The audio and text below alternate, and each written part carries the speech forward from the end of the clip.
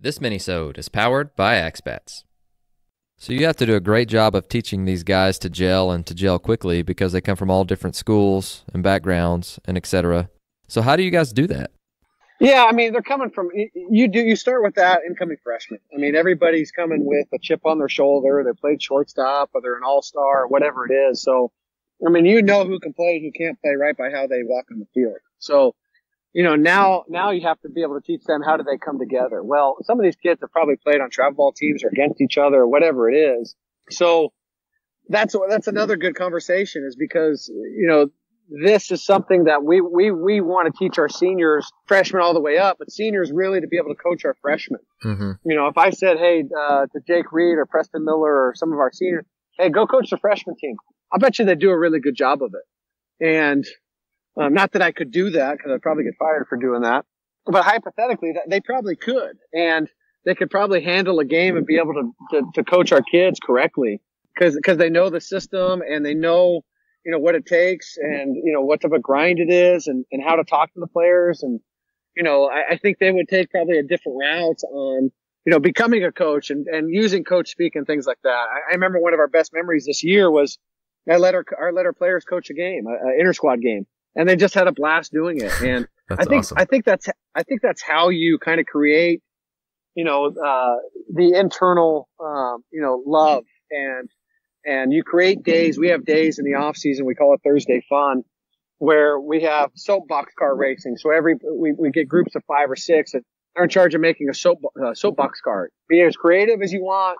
And we have races down the street behind my field or, we have a LARPing day, which is live action role playing, or we have miniature golf on our field. We do, what else have we done? Gosh, we've done a giant slip and slide.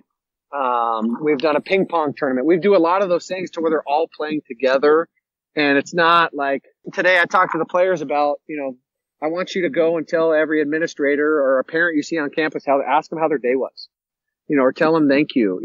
I think we have to teach the youth of our program, how to be able to respond to, an adult or have a conversation with them because we're so used to conversating with them through the phone and through social media or texting. And, it's a press a button generation and someone does it for you. Right. So, I think that's something that we all need to work on and get better at. And it sounds glamorous, like we do all these wonderful things, but it's hard. It's not easy. Because you've got so many different dynamics that you're pulling from and you have to bring these, bridge that gap really. That's great and leads me to my next question, and that's what are your rules and standards and how do you go about teaching them and making them important to your kids?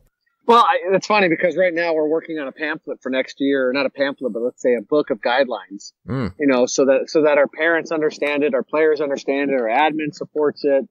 And it could be anything about cuts, which we're probably going to be going to next year, which we haven't done, parent responsibilities, player responsibilities, the academic stuff, fundraising, whatever it is. It's just kind of a baseball 101 into what JSerra is. And so, I mean, I simplify it. I mean, this is going to sound really simple, but I don't want to make this a 45-minute talk on just this part is it's be on time and do things right. And, I know that's kind of vague, but, for the most part, we're going to teach you how to play the game the right way, but we got to act the right way. We got to be, respectful to everybody. That's our peers. That's our teammates. I was at a freshman game today and I couldn't believe what was coming out of their mouths. And I don't allow that stuff. I'm just not on that.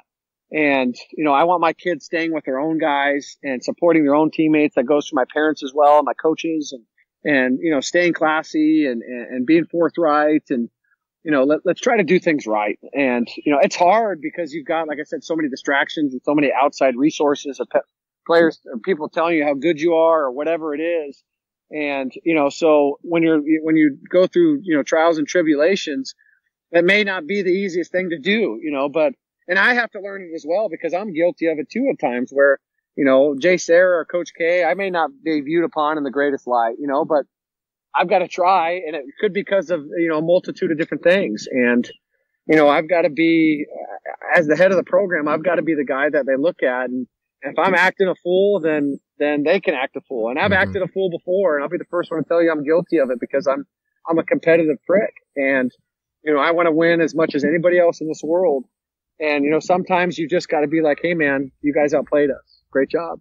You got to be able to say those things, and you got to be able to tip your cap where the cap needs to be tipped. And, I think that's really, really important in this day and age, is to show gratitude and to show, that's really, really, important. And one of my goals every year is to make sure I point out a kid on the other team and, tell him how much I've enjoyed watching him for 2 years or 3 years or 4 years. And I don't mean that to publicize it or to market it or whatever, but, especially when I play my old school, modern day, I mean, I really tell them to pass the torch to the next guy and to really be, to pass that, to be a leader, to lead those kids, because, I like seeing my old program be successful, and I like seeing teams from our leagues and kids from our leagues being successful. So I think that's important. I really do. And it's, a lot of people probably don't know that. And I'm probably, people think I'm gloating about it, but it's just, I really believe in that. And, it's hard because it's a negative world right now. And we're working on so hard on bringing the positive out of that. AXBAT has a special offer for our listeners. The AXBAT Speed Trainers, powered by Driveline Baseball, are a revolutionary bat speed training system that utilizes a mix of overload and underload weighted training bats to promote bat speed, power, and precision hitting. This month, AX released their newest training bat, the AX Long Trainer. The Long Trainer is a 37-inch, 37-ounce training bat that helps high school, college, and pro hitters improve their bat path and increase bat speed. It comes with data-driven training programs from Driveline Baseball for in-season and off-season development. Go to axbat.com and use our code AOTC at checkout to save 10% on your purchase of AXBAT training products, including all of the AXBAT speed trainers and wood bats. AXBAT, your fastest swing starts now. No, I'm right there with you, and one of my first years whenever I was a younger coach, still a young coach and learning in the process, but whenever I was younger, is that coaches I was working for, Coach Newkirk at Tulsa Union, who, by the way, has the exact same rules that you do. And I thought he was crazy. I was like, those are so broad. How do you do? And he was like, just be on time and do things right, and we'll figure out all the rest in the process. So I love that, and that really hit home with me. But he told me that the kids are going to model your behavior. So however you act, if you act crazy, if you're yelling at umpires, if you're letting the kids be fine with that as well. And so that always stuck with me, and I love to hear you say that, and just something that I've been trying to live recently is just model the behavior I want my kids to act like. No, I mean, you're right. I mean, it's hard though, because I'm so competitive, and it's every head coach, they'd be lying if they didn't say this. They all have an image of how they want their program perceived. And that's internally and that's externally. And that's, it's from everybody. I mean, so when people think of JSerra, what do they think?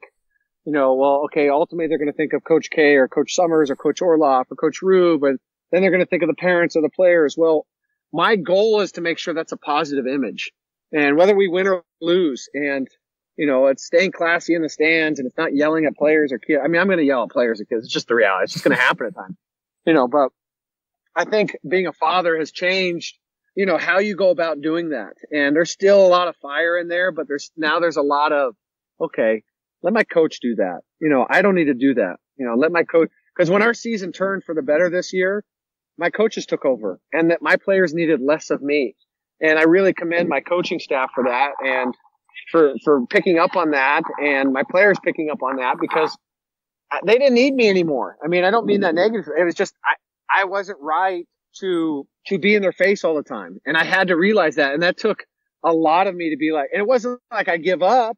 It was more like, they need something else. And, at some point in time, we all need that, right? And it's the hard part of being a coach. That's the evolving part, because every team you're going to have is different. Every player you're going to have is different.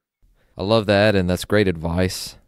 So let's go ahead and switch gears a little bit and talk about the spring. Now, you mentioned earlier that getting a ton of reps was something that was important to you, but what are some other things that you could share with us that will help maximize our time when time is at a premium? Well, we have a turf field, so we're fortunate to have that. So there's not a lot of putting together the field or doing the mound or home plate. So, we're fortunate to have that. And so that's cut our practice down. I used to be the old Cal State Fullerton way of having 12-hour practices, and making sure more is better. Well, now it's less is better. I mean, these kids are going to get reps whether you like it or not. It doesn't matter where it is, but you've got to make sure it's the quality, not the quantity. And, that these kids aren't getting paralysis by analysis by giving them too much information. And, we don't want to be the Twitter world of baseball, but we want to give them the right information and teach them to hopefully how they apply that and understand what it is. So like today we worked on, we had probably a 2-hour practice. We lifted for 40 minutes. And then for an hour and 20 minutes, we did, inside defense.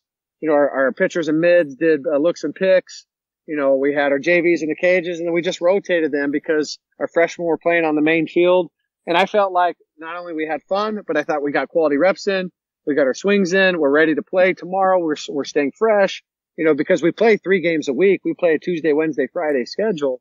So Monday and Thursday have to be really light days where we're maybe giving them information. It's the right information.